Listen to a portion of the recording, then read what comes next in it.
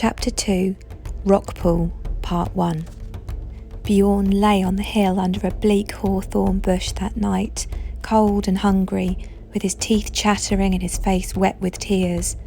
Below him he saw his home, the cabin that his father had built with his own hands, from rocks and turfs and driftwood, its roof of brown reeds from the salt marsh beyond the headland.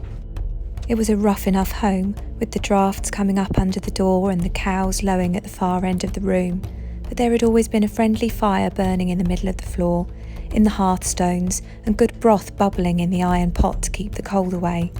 Now that the fire had gone out, and no smoke came up through the chimney hole. But as Bjorn watched, another blaze started down at the house. This was Glam's doing. He and his fellows had put a torch to the thatch, and now it flared so brightly that Bjorn felt sure the burners would see him watching under the hawthorn bush. But they were too busy with their work, and went away at last without noticing him.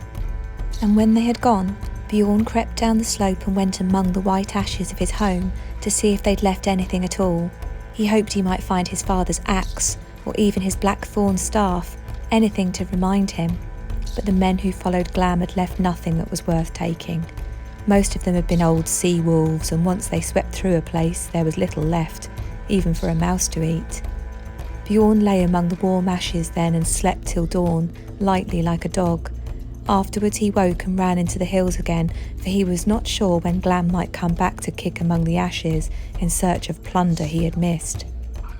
In a narrow gully, Bjorn knelt down and said a prayer to Father Odin, asking his help, but it seemed no good. A big black raven settled above him on the rock and watched him steadily with bright eyes until the prayer was finished. Then it gave a squawk and flapped away with rattling wings.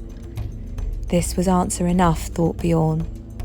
Father Odin's own bird had deserted him, and that was a bad sign.